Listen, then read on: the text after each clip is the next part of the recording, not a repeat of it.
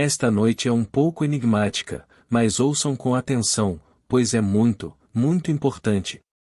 É a estrela da manhã, uma promessa feita ao homem. Aquele que vencer eu lhe darei a estrela da manhã. Apocalipse 2 versículo 26, 28. Então, no cumprimento desta promessa, ele se identifica como a estrela da manhã.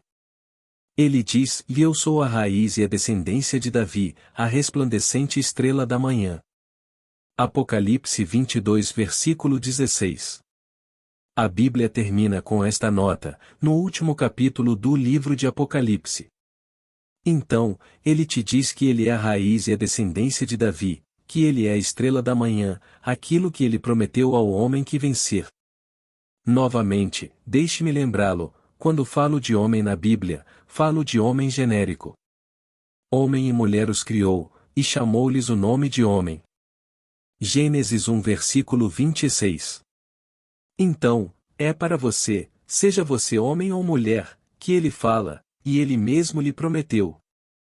Agora, ele lhe diz que ele é a raiz de Davi e é a descendência de Davi. Aqui encontramos 3 gerações.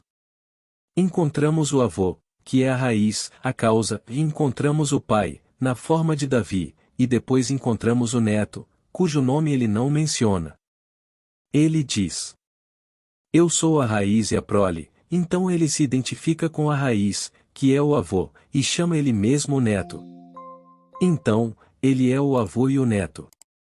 Agora, quem é esse filho que é Davi? O avô e o neto são um só. Davi é o filho. Davi é o símbolo da humanidade. Então, temos como raiz Jesus, pois é Jesus falando. Minha raiz é Jesus, e Jesus se desdobra criativamente em mim. Agora, o que é isso que está se desenrolando dentro de mim? É Jesus.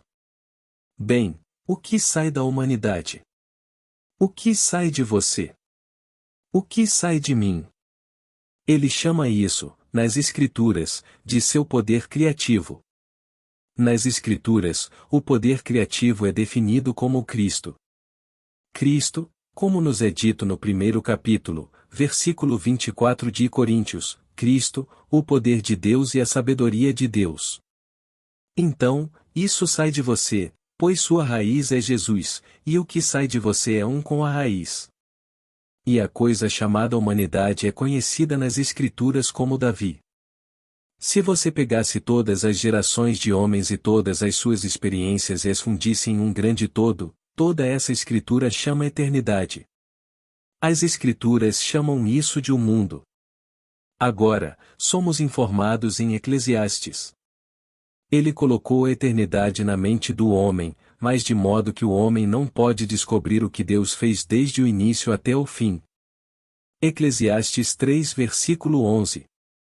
Portanto, toda a humanidade e todas as suas experiências estão no homem, mas o homem não descobrirá isso até o fim.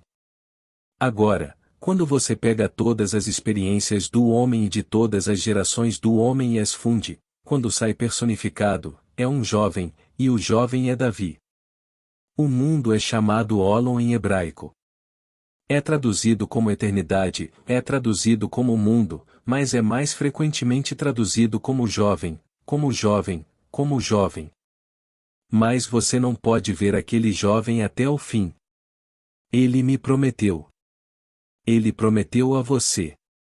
Ele mesmo prometeu a todos, pois me prometeu a estrela da manhã. E o que é a estrela da manhã? É o símbolo da vida eterna. Agora, ele nos diz: o que é a vida eterna? E esta é a vida eterna, conhecer a Ti, o único Deus verdadeiro. João 17 versículo 3. Quando você encontra a Deus. E não o encontrareis de outra maneira senão de uma só maneira, porque ninguém jamais viu a Deus, mas o Filho que está no seio do Pai, ele o deu a conhecer. Somente quando Davi estiver diante de você, e ele não precisa dizer uma palavra, e ele fica diante de você como se a memória retornasse. Ao olhar para ele, essa relação pai-filho está fora de qualquer dúvida. Não há dúvida em sua mente sobre quem ele é. Nesse momento a memória retorna e tudo fica tão claro, como se no início você soubesse disso e deliberadamente fosse dormir no esquecimento do Filho Eterno que é seu Filho. Mas você não encontrará Davi até o fim e, quando o encontrar, ele o chamará de Pai. E Davi é o Filho de Deus. Davi é o símbolo da humanidade, e todas as suas gerações fundidas, ele sai personificado como aquela juventude eterna chamada Davi. No capítulo 4 do livro de Atos, o escritor, que também foi o escritor do livro de Lucas, pois todos os estudiosos concordam que aquele que escreveu Lucas também escreveu Atos. O escritor desconhecido de Lucas é também o escritor desconhecido de Atos. Mas aqui neste capítulo 4, agora, volta, ó soberano Senhor, Criador do céu e da terra e do mar e de tudo o que nele há, que pela boca de teu servo Davi, nosso pai, disse, e agora ele cita o Salmo 2. Porque os gentios se enfureceram e imaginaram coisas vãs, Atos 4 versículo 24, 25. Depois continua no mesmo Salmo 2, e estas são as palavras, e Davi agora fala. Eu contarei o decreto do Senhor. Ele me disse. Tu és meu filho. Hoje eu te gerei. Salmo 2 versículo 7. Está tão claramente afirmado. Agora, nessa mesma passagem que acabei de citar, eles traduzem uma palavra que é mais frequentemente traduzida como filho, eles o chamam nesta passagem de servo para confundir a questão, porque eles não conseguem acreditar nem por um momento, tendo ensinado através dos séculos que Jesus é o filho, que agora quando se trata de Davi, eles o chamam de servo. No entanto, a mesma palavra no mesmo capítulo é traduzida como filho ou filho. Então, por que mudar isso? Você perde completamente o foco. Davi é o Filho Eterno, e você, quando Jesus se revela em você. Você é o Senhor. Você é o Pai. Então, aqui estou eu enraizado em Jesus. Jesus é minha raiz e Jesus se desdobra criativamente em mim. E quando ele completar a obra em mim, eu sou ele. E quando estiver concluído, para provar que está concluído, Davi aparece, e Davi é meu filho. Agora, ele disse. Eu vim apenas para cumprir as Escrituras. É necessário que as Escrituras se cumpram em mim, e começando por Moisés na lei e nos profetas e nos salmos, ele interpretou-lhes em todas as Escrituras as coisas que lhe diziam respeito. Agora, no Salmo 89, o Senhor está falando, e o Senhor está dizendo. Encontrei Davi, e ele me chamou. Tu és meu Pai, tu és meu Deus e a rocha da minha salvação. Salmo 89 versículo 20, 26. Ele veio apenas para cumprir as Escrituras. Esse é o propósito da vida. O que um homem faz neste mundo, não faz diferença para as Escrituras se você é carpinteiro, pedreiro, cientista, médico, orador, e isso realmente não importa. Isso não diz respeito aos escritores, eles não estavam escrevendo história secular. Eles estavam escrevendo a história da salvação. Não tem nada a ver com história secular. Seja o que for que você queira ser, você pode ser por um princípio estabelecido nas Escrituras, mas isso não significa nada para os escritores das Escrituras. Ouça estas palavras de Paulo.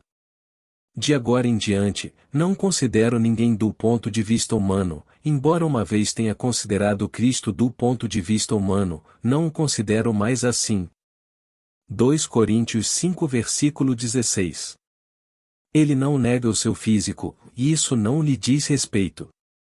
Sua única preocupação era a vida, morte e ressurreição do Cristo em você, pois esse é o poder criativo de Deus e a sabedoria de Deus, e isso tem que se formar em você para completar aquela passagem que citei no início que vem do capítulo 22 do livro de Apocalipse. Eu sou a raiz e a descendência de Davi. Eu sou a brilhante estrela da manhã. E ao vencedor eu lhe darei a resplandecente estrela da manhã. Em outras palavras, eu lhe darei meu eu. Bem, agora, Davi em espírito o chama de meu Senhor, como nos é dito no capítulo 22 do livro de Lucas. Davi em espírito o chama de meu Senhor. Pai como meu Senhor. Então, quem é seu pai? Ele pergunta, e o que ele respondeu? Ele disse: Meu pai é aquele a quem vocês chamam Deus, e eu conheço meu pai, e vocês não conhecem o seu Deus. Agora, Davi está diante do rei insano. Seu nome é Saulo. Isso representa o mundo que esqueceu, o mundo que agora sofre de amnésia. Pois o homem esqueceu completamente quem ele é, ele não sabe que é Jesus. Se eu lhe dissesse agora que você é o Senhor Jesus, você pensaria: ora, ele é bobo. Isso é perfeitamente bobo. Aqui estou eu lucrando neste mundo para pagar aluguel, para comprar comida, e ele me diz que eu sou o Senhor Jesus. Se você tivesse $1 bilhão hoje, mas não soubesse disso, poderia morrer de fome por falta de $1. Se você não soubesse, não entraria em nenhum banco que guardasse suas reservas, porque não saberia que as tinha lá. Você poderia ser desalojado de sua casa ou sem saber que você poderia comprar a casa. Você poderia ser despossuído da sociedade, sem saber que poderia comprar tudo se não soubesse que tinha provisões. Bem, isso é o que o homem é. O homem está sofrendo de amnésia total. Ele esqueceu quem ele é. Pois a raiz do homem é a verdadeira identidade do homem, e a raiz do homem é Jesus. E Jesus se revela no homem. Bem, o que ele revela?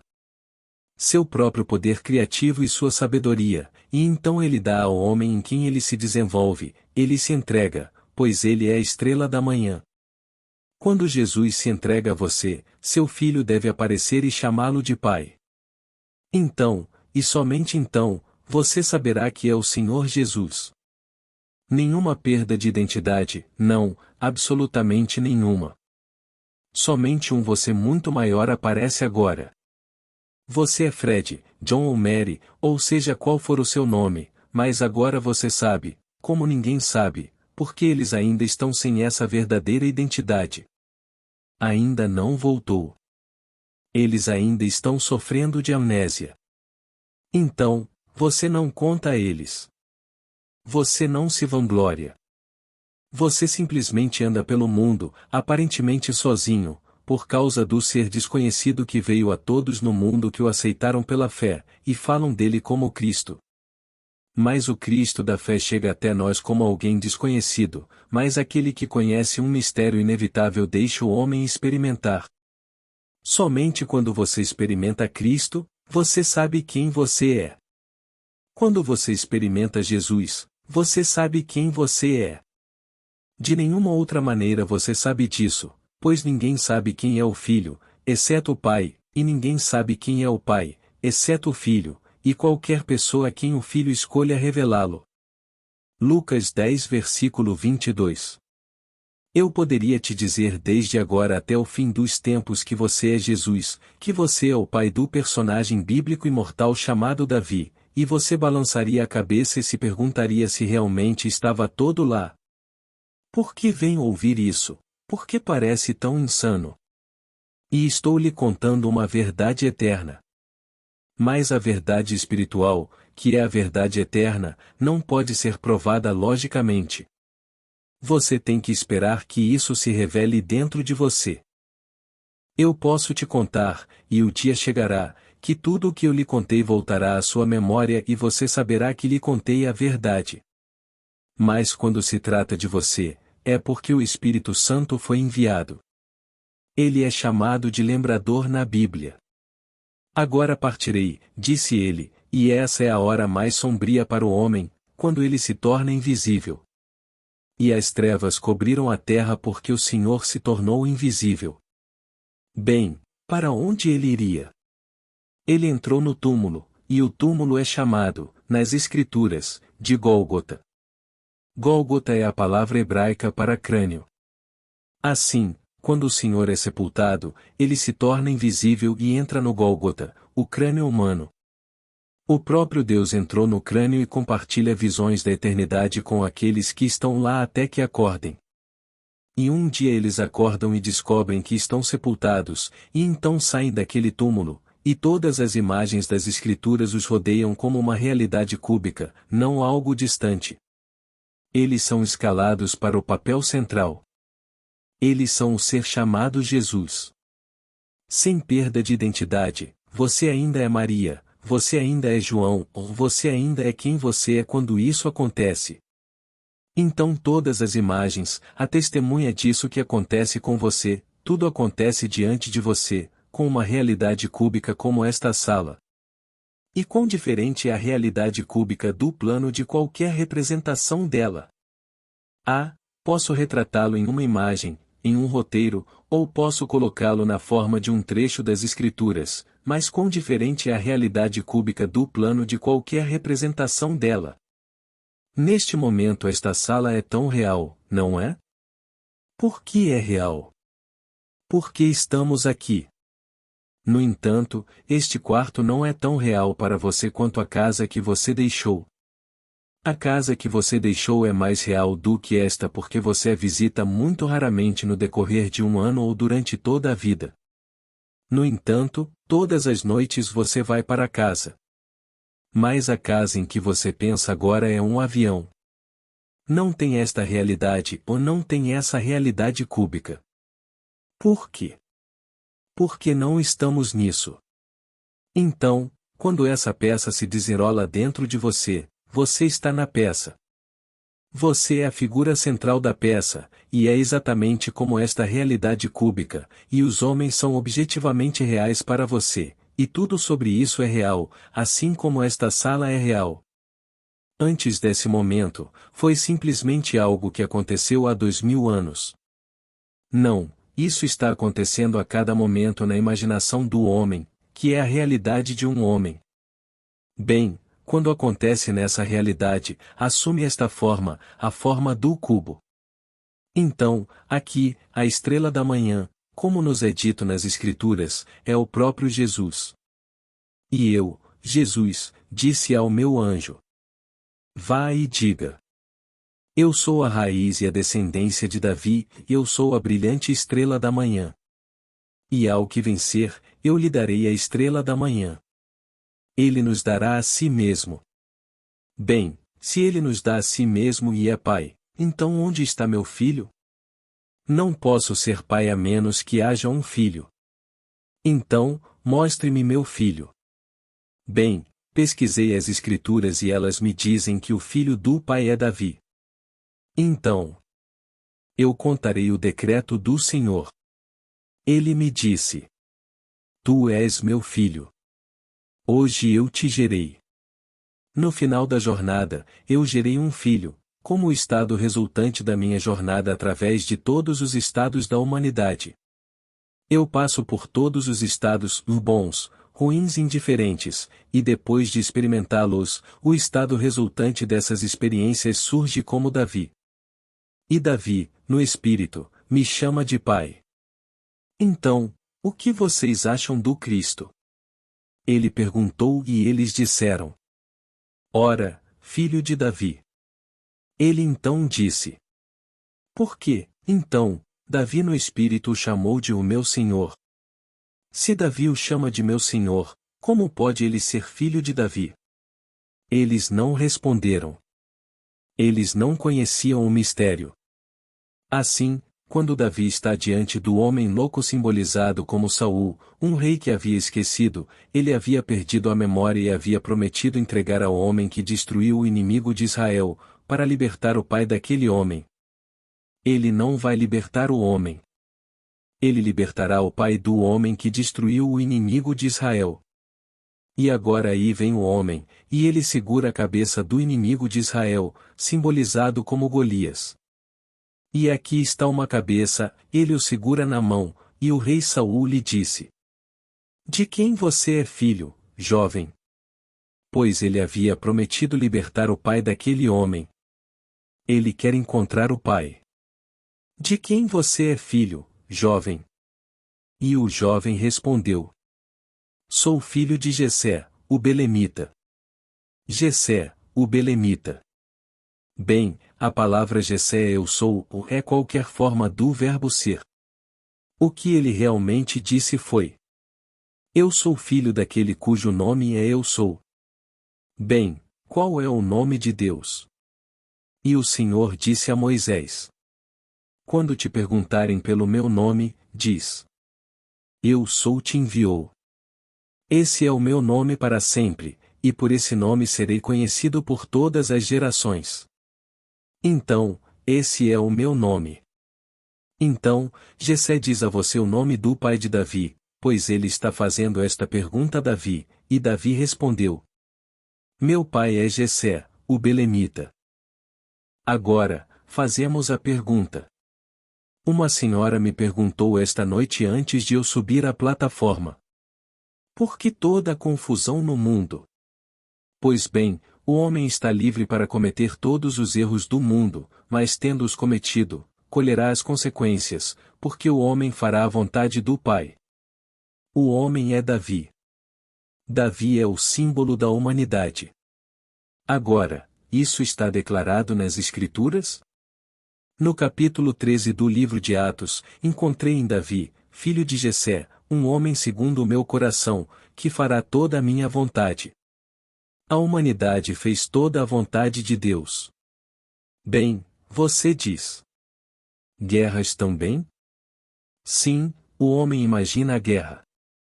Ele fará a vontade de Deus de ir para a guerra, pois Deus o obrigará a realizar todos os atos neste mundo que ele imaginou. Não temos um complexo neste mundo que gere mais de 13 bilhões de dólares por ano e depois não venda os lucros dele. A Rússia tem uma configuração semelhante e vende entre 12 e 13 mil milhões dos mesmos itens. A Suécia é um país neutro e eles chegam a bilhões, e eles são neutros, nos criticando. A Suíça tem uma fábrica enorme que produz as mesmas coisas, a Inglaterra a mesma coisa, a França a mesma coisa. E estou falando de materiais de guerra. Mas toda a produção das fábricas que produzem apenas para desgaste, junte tudo de todas as nações que têm o conhecimento e a capacidade de fazê-lo, e isso custará bilhões e bilhões de dólares. Confessamos vender todos os anos mais de 13 mil milhões de dólares em materiais de guerra ao mundo exterior, não apenas o que guardamos para nós próprios, usamos e armazenamos, mas o que realmente vendemos ao mundo exterior. Temos concorrentes tentando nos vender mais. A Rússia é o nosso maior concorrente. A Inglaterra não está muito atrás de um país pequeno hoje. A França está lá. Suíça, todos eles fazem alguma coisa, todos estes países que podem fazer as coisas, e todos eles agora estão pedindo paz. Ninguém quer fechar suas fábricas. Gostariam que fechássemos as nossas fábricas para que pudessem vender mais e não menos. Cada um está competindo entre si na fabricação de materiais de guerra. E eles estão perguntando: por que a guerra? Por que eu faço pão? Porque as pessoas vão comprar se eu divulgar o suficiente.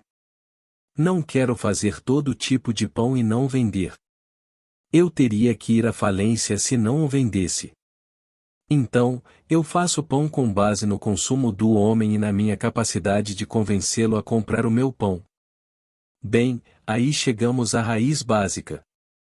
Você descobre que isso é verdade em tudo o que produzimos no mundo. Se não posso descartá-lo, devo parar de produzi-lo. Então, para me perguntar por que temos guerra, voltemos à imaginação do homem.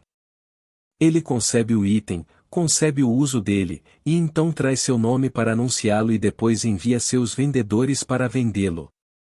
E é por isso que temos guerra. Não se pode continuar a acumulá-lo, a falir cada vez mais nestes países pobres e não usá-lo, e assim, tudo o que o homem pode imaginar, o homem pode realizar, e assim iremos realizá-lo. É tão simples quanto isso. Mas o homem faz a vontade de Deus. Deus não quis que ele fosse para a guerra. Ele deu ao homem liberdade de escolha. Comemos da árvore do conhecimento do bem e do mal. Dizem-nos para escolher bom, mas a escolha é nossa. Podemos escolher o mal. Quando o homem escolhe o mal, ele fica sob a compulsão de expressá-lo. Então, encontrei em Davi o símbolo da humanidade, um homem segundo o meu coração, que fará toda a minha vontade, e assim Deus o coloca à prova para expressar o que ele mesmo escolheu expressar. Então, essa é a grande coisa neste mundo. Se quisermos pará-lo, não o pararemos do lado de fora, ou nós paramos por dentro. Mas no final, você descobrirá que desempenhou todos os papéis do mundo. Você desempenhou o papel da prostituta e daquele que julgou e a condenou à morte. Você fez o papel do ladrão e de quem foi vítima do roubo. Você desempenhou todos os papéis neste mundo, o pacificador e o guerreiro, e no final, tendo desempenhado todos os papéis e a jornada terminada, você chega ao fim. E, então, o fim é uma recompensa, e essa é a estrela da manhã. E a estrela da manhã é o presente do próprio Deus para você. Esse era o propósito desde o início. Isto não foi algo pensado depois, veio logo no começo. Deus quis tanto que no final, tendo sofrido pela sede desde o início, seja pelo Deus que se tornou invisível. Então, Deus está contando toda a história, como nos é contada no livro de Gênesis. No início, disseram-nos que iríamos para um mundo que não é o nosso e seríamos escravizados lá durante 400 anos. Bem, 400 não são 400 anos medidos pelo relógio. 400 é um número simbólico, como são todos os números nas Escrituras. 400 é simbolicamente a última letra do alfabeto hebraico. Seu valor numérico é 400. Seu valor simbólico é uma cruz, e a cruz que Deus usa é a forma humana. É nesta cruz que Deus é crucificado. Isso eu sei por experiência própria, pois quando reconstituí e repeti o Salmo 42, naquela noite, o reli completamente liderando uma enorme multidão em procissão entrando na casa de Deus. Leia o Salmo 42 e você verá. Ele os conduziu em procissão até a casa de Deus, e então se lembrou. E nesta noite em questão tive uma multidão enorme, todos em trajes árabes, e os homens, e aqui estou eu os conduzindo para este lar invisível, o lar de Deus. E uma voz vinda do nada soou. E Deus caminha com eles. Uma mulher ao meu lado, à minha direita, perguntou a voz. Se Deus caminha conosco, onde Ele está? E a voz respondeu. Ao seu lado. Ela se virou para a esquerda, olhou para meu rosto e ficou histérica. Ocorreu-lhe tão estranhamente que ela estava olhando para o rosto de um homem e que esse homem era Deus. Então, ela perguntou à voz, depois de olhar no meu rosto e ficar histérica de tanto rir. Ela disse. O quê? Neville é Deus? E a voz respondeu. Sim, no ato de acordar. E, então, a voz falou de dentro de mim, e ninguém a ouviu, exceto o orador, e das profundezas da minha alma, a voz disse. Eu me deitei dentro de você para dormir, e enquanto dormia, tive um sonho. Eu sonhei. E terminei a frase. Sim, ele estava sonhando que ele era eu. E quando você acorda do sonho, ele é eu. E como eu saberia que eu sou ele? Bem, ele é pai e, portanto, o filho dele tem que ser meu filho. E quando seu filho está diante de mim e me chama de pai, então ele me deu a estrela da manhã. Esse é o cumprimento das Escrituras. Então, eu sabia naquele momento que algum tempo seguiria aquela visão, essa experiência real, se ele ainda está dormindo dentro de mim e eu não conheço o filho, no dia em que ele acordar dentro de mim, devo me lembrar do meu filho. Bem, ele despertou dentro de mim e estava no túmulo do meu crânio, mas não era outro. Ele era eu mesmo. Então, quando ele despertou dentro de mim e eu saí, 139 dias depois, seu filho está diante de mim, e aqui seu filho me chama de pai, e eu sei que ele é meu filho. Também sei que o nome dele é Davi. Então, 123 dias depois, aí vem outro grande evento, e meu templo está dividido, como nos é dito nas Escrituras. Você é o templo do Deus vivo, e o Espírito de Deus habita em você. Se você é o templo do Deus vivo e a cortina do templo está rasgada de alto a baixo, deve haver algo em você que está rasgado de alto a baixo. Não entre em nenhum templo feito por mãos, pois lá você não encontrará Deus. Deus habita em um templo feito sem mãos, e se você é o templo do Deus vivo e o Espírito do Deus vivo habita dentro de você, e a cortina do templo está rasgada de alto a baixo, então tem que haver algo sobre este templo que você é. E isso é. Um raio atinge você e você é cortado em dois, do topo do crânio até a base da coluna, e você vê na base da coluna o que parece ser um poço de luz líquida dourada, e enquanto contempla isso, você sabe que é você mesmo. Como você sabe que é você mesmo, você se funde com ele e então, como uma espiral de relâmpago, você sobe o que seria sua coluna vertebral até seu próprio crânio, e tudo reverbera como um trovão, e você retorna ao céu dos céus, ao santo dos santos, tomando, não o sangue dos bezerros, o sangue dos touros, o sangue das pombas, mas o seu próprio sangue. Esse foi o sangue. Esse foi o sangue vivo de Deus, e fundindo-se com ele, você retorna com seu próprio sangue. Essa é a sua oferta, para retornar como o ser.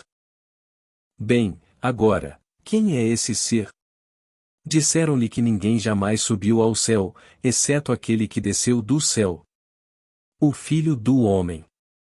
E assim como Moisés levantou a serpente no deserto, assim o Filho do Homem deve ser levantado, da mesma maneira serpentina, mas ele não poderia ser levantado a menos que primeiro descesse do céu.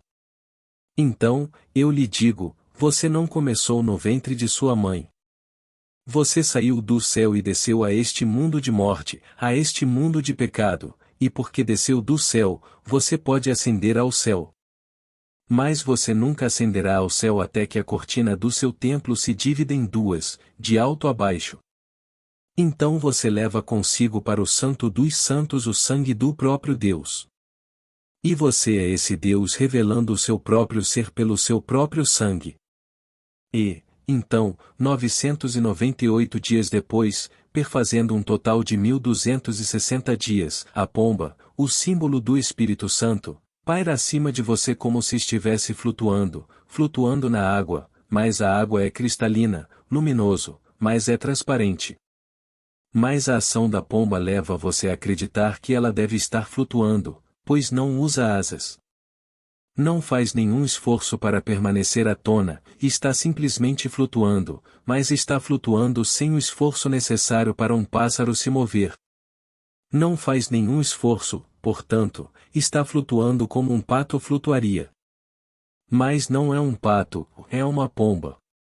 E, então, quando você olha para ele, você levanta a mão automaticamente, e ele desce sobre o seu dedo indicador, e chega ao seu rosto quando você leva a mão ao seu rosto, e ele te sufoca com carinho, beijando você por inteiro. Seu rosto, sua cabeça, seu pescoço, e permanece sobre você. E uma mulher ao seu lado, a voz de Deus, e a mulher diz. Eles evitam, significando o pássaro. Eles evitam o homem porque o homem exala o odor mais ofensivo. Mas ele ama você, e para demonstrar seu amor por você, ele desceu sobre você. E enquanto ele me sufoca com amor e carinho, a cena se dissolve. E estes são os 4 poderosos atos de Deus para se revelar naquele que tem experiência desses atos. A primeira começa com a ressurreição, seguida instantaneamente pelo nascimento do alto. Então vem a descoberta da paternidade de Deus, e você é Deus, pois seu filho o chama de Pai. E então vem a divisão do templo do seu corpo de cima para baixo e sua ascensão como o Filho do Homem ao céu, e nenhum homem jamais ascendeu ao céu, exceto aquele que primeiro desceu, o Filho do Homem. Agora você sabe quem é o Filho do Homem. E ele se autodenomina Filho do Homem. E então vem o clímax de tudo, o selo de aprovação, com o trabalho totalmente concluído. Ele vê o seu trabalho e o declara bom e muito bom, e traz sobre ele o selo de aprovação, e esse selo é o Espírito Santo. E você soma os dias e resulta de 1260 dias, como nos foi dito no último capítulo do livro de Daniel. Vai demorar 1260 dias. Ele disse: Eu vi o homem vestido de linho, e ele me disse: 1260 dias. Eu não entendi. Ele disse: Cele o livro até o fim. Daniel 12. Então você passa para o capítulo 12 do livro de Apocalipse. É suposto quebrar o selo e contar tudo sobre o início da criança. É aí que você começa, e você começa a contar a partir de então, quando esta misteriosa criança celestial nasce e é arrebatada aos céus, e agora conta 1260 dias. Então, eu lhe digo, a história é verdadeira. O padrão de Deus está enterrado no homem, assim como você pega uma semente, o espermatozoide, e a enterra no útero, e o que ela contém vai se revelar por causa do padrão de Deus, e Deus é um, de modo que esse padrão idêntico deve se desdobrar em todos em quem ele se desdobra, e se desdobrará em cada homem, pois essa é a palavra de Deus enterrada no homem padrão, e o homem padrão é chamado nas Escrituras de Jesus Cristo. Eu lhe digo, esse é o seu verdadeiro futuro. Sua verdadeira identidade é Jesus Cristo. Mas no momento você o esqueceu, mas a memória retornará e trará à sua lembrança tudo o que eu lhe contei, pois partirei, e isso permanecerá como uma vaga lembrança até o dia em que realmente acontecer, e então tudo volta. E então você se torna uma testemunha da verdade eterna de Deus. Você não pode ser uma testemunha sozinho, ou você deve ter dois para verificar, como nos é dito nas Escrituras. Bem, existem dois, você e o livro. O livro é a testemunha externa, a Escritura, e você é a testemunha interna. Então, vocês juntos venham diante do trono dando testemunho da verdade da palavra de Deus. Eventualmente, todos são testemunhas da verdade de Deus. Mas enquanto estamos aqui, somos convidados a exercitar o talento que Ele nos deu, e o talento é a lei, e como usar esta lei para simplesmente amortecer os golpes inevitáveis que o homem deve sofrer neste mundo. Se você puder ser usado para ajudar no nascimento do ato imaginal de outro homem, você será usado e poderá se perguntar: o que está acontecendo comigo? É uma coisa desagradável. Tudo bem. Você pode mudar isso. Você pode mudá-lo usando sua maravilhosa imaginação humana. Isso é chamado nas Escrituras de arrependimento, mal interpretado neste mundo como sentir-se arrependido, sentir remorso. Não tem nada a ver com arrependimento e remorso. A palavra é metanoia, significa uma mudança radical de atitude. Uma mudança de mentalidade radical e profunda. Quando o homem puder mudar radicalmente de ideia, então essa mudança se projetará e nada além dela se projetará. Isso muda o mundo em que você vive. Faça isso com sabedoria. Faça isso com amor, não só para você, mas para todos. E então coloque sua esperança totalmente na graça, o presente de Deus para você até que seja dado. Dizem-nos: esperem plenamente na graça que vos será concedida na revelação de Jesus Cristo. Pedro 1 versículo 13, quando ele se revela dentro de você como você. E porque ele é pai, você deve ser pai. E se você é um pai, e Deus se entregou a você, e ele é um pai, nenhum outro filho, exceto o Filho de Deus, pode chamá-lo de pai. Pois lhe foi dito: não chame ninguém na terra de pai, pois você tem apenas um pai que está no céu, e o céu está dentro de você. Quando encontro esse pai único e ele consegue me dar a si mesmo, onde está então meu filho? Traga-me meu filho. E o filho vem e te chama de pai. Então você não tem dúvidas. Não há incerteza quanto a este relacionamento entre você e o Filho de Deus que o chama de pai. Mas tendo sido treinado durante 2000 anos para falar de Jesus como o Filho de Deus, o que eu digo a vocês agora pareceria um pouco estranho, mas não vou retirar uma palavra disso. Cada palavra que eu lhe disse é verdade, porque falo por experiência própria. Não estou teorizando. Não estou especulando. Tudo o que lhe digo, sei por experiência própria. Esta noite foi a grande promessa, o grande enigma. Espero ter desvendado para você que o avô e o neto são a mesma pessoa, que Jesus é descendência do homem, que é Cristo, foi o Cristo formado em vós. Somos informados na carta de Paulo aos Gálatas. Meus filhinhos, por quem estou em trabalho de parto, até que Cristo seja formado em vós. Gálatas 4 versículo 19. Bem, quando ele é formado em você, e você completa a obra, aquilo que é formado em você e sua raiz são um e o mesmo, e você é isso. E então a humanidade se fundiu em um único ser que, personificado, está diante de vocês como o Filho de Deus. Quando aconteceu comigo, meus 3 irmãos, meu irmão mais velho, Cécio, meu segundo irmão, Vitor, e meu irmão Laurence, meu terceiro irmão, estavam em Barbados, a milhares de quilômetros daqui. Pelo menos 5.000, quando isso aconteceu comigo nesta cidade, há 11 anos. Bem, tudo isso é um lindo simbolismo e imagens. É dito nas Escrituras que estavam longe aqueles que receberam a voz do anjo. Dizia: apresse-se para Belém, porque hoje nasceu o Senhor. Para o nascimento do Senhor, o que você encontra é apenas um sinal. Não é isso que nasce. Você vai encontrar um bebê, mas o bebê é um sinal do acontecimento que aconteceu, dizem, em Belém, e eles se apressaram, e pelas Escrituras seria uma longa jornada. Então, essa é uma longa jornada no Espírito. Tudo está acontecendo no Espírito. Então, eles vieram e ficaram visíveis para mim, mas eu estava invisível para eles.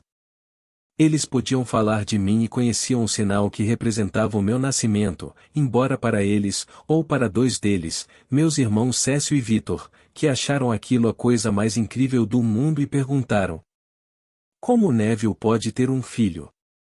Mas meu irmão Laurence, que encontrou a criança, não questionou e apresentou os fatos, ele apresentou a criança. Sem discutir, ele simplesmente levantou o bebê e colocou-o na cama. Então eu levantei aquela criança e disse: como está meu amor?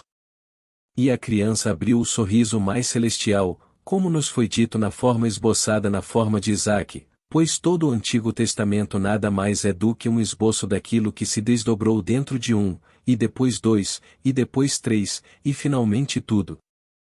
Mas você não conseguia entender direito quando foi esboçado. Foi um prenúncio, e as pessoas não conseguiram interpretar esse prenúncio. Então, quando aconteceu, esse sonho que existiu por 2000 anos está apenas na imaginação de Israel, e quando aconteceu com um israelita, e o israelita o contou e reinterpretou as Escrituras à luz de sua própria experiência, eles o negaram. Não era isso que estávamos procurando. Estávamos à procura de um conquistador que viesse de fora para destruir o inimigo de Israel, mas não para destruir o inimigo dentro do homem, pois o único inimigo do homem está dentro dele mesmo. E quando ele traz à tona esse inimigo dentro de si pela descoberta de quem ele é, bem, então, ele não é o que o mundo procura enquanto dormem.